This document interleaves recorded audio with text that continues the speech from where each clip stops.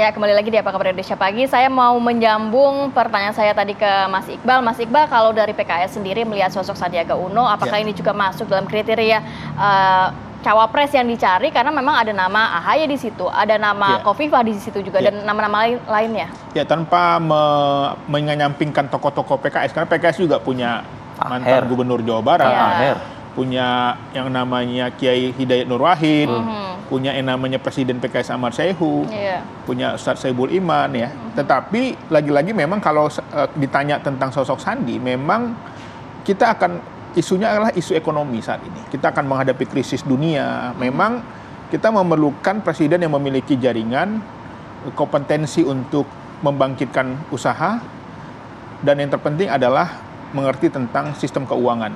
Dan memang Sandi memiliki di kriteria itu. Tetapi lagi-lagi kita melihat bahwa banyak calon-calon dari partai lain juga potensial seperti AHY, ya, seperti Bu Khofifah mungkin ya. Tetapi Kang Emil, tetapi lagi-lagi di hadapan PKS Sandi ini sudah pernah bekerja sama dan menang.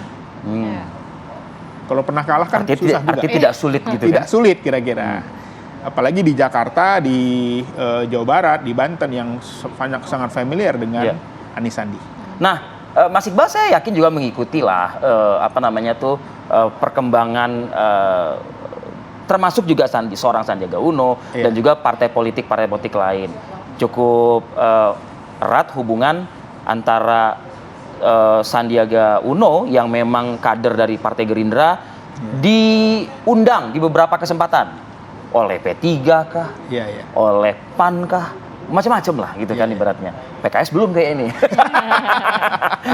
Belum atau nanti sekali ngundang langsung deklarasi jangan-jangan. Ya, saya kira komunikasi masih terjalin ya. Artinya silaturahim, karena politik itu memang politik PKS yang kedepankan sekarang politik silaturahim. Kadang-kadang yang sama ide, yang berseberangan pun itu tetap silaturahim. Karena sesungguhnya dalam politik itu kan setiap orang punya nilai dan tujuan yang sama. Tetapi dalam konteks cawapres ini lagi-lagi PKS tidak sendiri. Tentu saja ada partai koalisi, ada Pak Anies. Ini tergantung timnya Mas Sandi ya, harus membangun komunikasi, termasuk timnya Mas AHY, silakan gitu. Tapi lagi-lagi bagi kita adalah peluang menang itu sangat menentukan.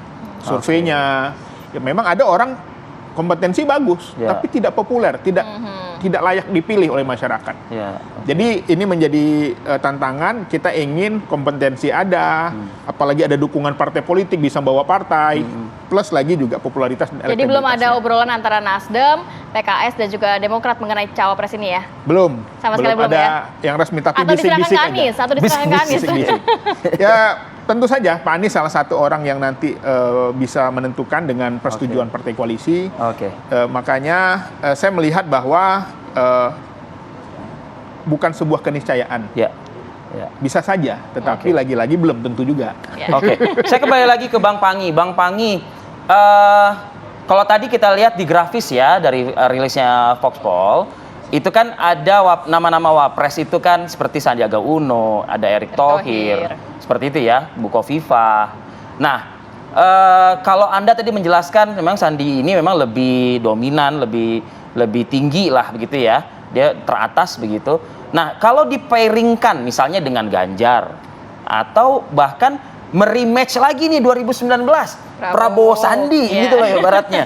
Ini masih bisa cukup membantu pasangan capresnya nggak sih sihirnya Sandiaga Uno ini? Ya, Bang Adib ya, sihir Pak Sandiaga Uno ini menarik. Kalau bahasa politiknya biasanya sebut dengan magnet elektoral ya. Nah, kalau bicara sihir saya menarik juga bahwa memang setiap orang kan punya pesonanya. Moncernya orang itu juga karena mungkin mereka punya kemampuan dan punya strategi. Kan sejauh ini namanya Pak Anies ya, namanya Pak Sandi itu tetap menjadi riuh ya perbincangan publik, santer menjadi pembicaraan di media. Namanya tetap terjaga, racikan elektoralnya, popularitasnya, akseptabilitas dan elektabilitas tetap terjaga sampai sejauh ini.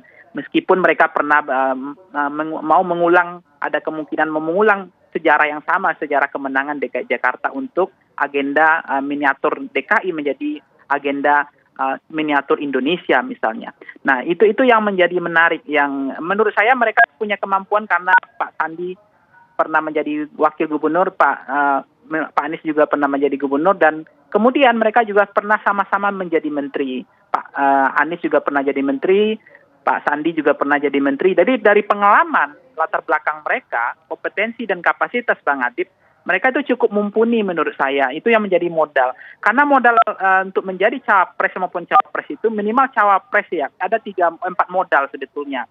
Pertama adalah modal racikan elektoral. Itu yang menjadi KPI bagi partai politik untuk menentukan veto player ketua umum partai. Itu tetap menjadi sihir bagi calon-calon yang punya elektabilitas yang moncer. Yang kedua adalah punya logistik. Ini karena nggak apa? Karena pilpres itu kan high cost ya Bang Adib ya.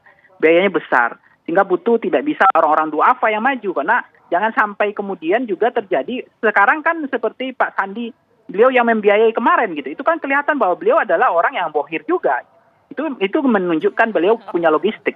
Yang ketiga adalah tentu selain elektabilitas dan logistik adalah punya partai. Nah, ini yang menjadi kendala tantangan bagi Pak Sandi bagaimana meyakinkan partai politik.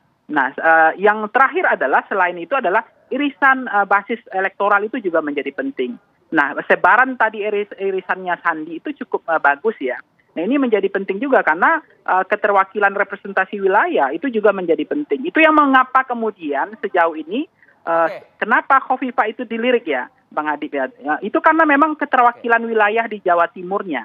Karena dianggap battleground-nya itu Jawa Timur. Tetapi sebarannya itu Pak Sandi lebih menyebar basis pemilih Pak Sandi itu lebih menyebar. Nah, terakhir adalah Bang Adib adalah cawapres yang punya latar belakang pengalaman sebagai yang dibilang oleh Bang Iqbal tadi adalah sebagai ekonom atau entrepreneurship. Nah, karena apa? Karena tantangan Indonesia kan makin berat ke depan ya. Resesi, kondisi hari ini, lapangan pekerjaan, mengatasi pengangguran, persoalan-persoalan fundamental dalam tatanan sistem ekonomi Indonesia, ekonomi politik misalnya. Nah, modal itu mungkin Pak Sandi lebih punya soal latar belakang ekonom dan atau entrepreneurship, termasuk kemampuan beliau di dalam pariwisata misalnya. Iya, Bang Ade. Saya challenge sedikit nama Sandi ini kalau misalnya kita mungkin mengacu ke soal yang poin terakhir tadi ya, entrepreneurship. Bagaimana dengan Erick Thohir? Magnet politik, magnet elektoral pun juga luar biasa tentunya kan, dan mereka juga bersahabat juga dekat. Ya, tentu itu yang saya sebut tadi, nama-nama cawapres yang potensial itu yang akan diambil oleh Pak Anies itu adalah yang betul-betul punya elektabilitas, yang punya logistik dan punya latar belakang track record prestasi dan kinerja. Nah, kalau kita challenge dengan Erick Thohir misalnya, tetapi dari segi elektabilitas faktanya secara data empirik objektif itu lebih tinggi Sandi dibanding Pak Erick Thohir. Nah, itu yang kemudian menjadi penting juga. Tetapi gini juga Bang Adib ya, ada juga penentuan cawapres ini kontemplasinya beda. Ini yang kemudian kita tidak tahu apa yang ada di dalam sakunya ketua umum partai hari ini yang punya veto player. Karena kontemplasinya tidak serta-merta ini rumus mazhabnya adalah elektabilitas. Munculnya misalnya di injury time last minute Haji Ma'ruf Amin misalnya, itu menjadi menarik juga bahwa ada narasi lain yaitu nasionalis religius. Karena mengentalnya blok ideologis pada waktu itu polarisasi. Tapi tidak serta-merta adalah elektabilitas. Tapi modal elektabilitas adalah sebuah keniscayaan. Baik, terima kasih banyak Bang Panggi dan juga Mas Iqbal sudah berbagi informasi. Kita juga masih menanti nanti dari PKS siapakah yang akan dideklarasikan sebagai cawapres. Karena ya? pertimbangannya banyak, bukan hanya elektabilitas saja, logistik. Oke, kita harus jeda dulu Sindak, nanti kita akan hadirkan informasi lainnya. Tetap bersama kami di Apa Kabar Indonesia Pagi.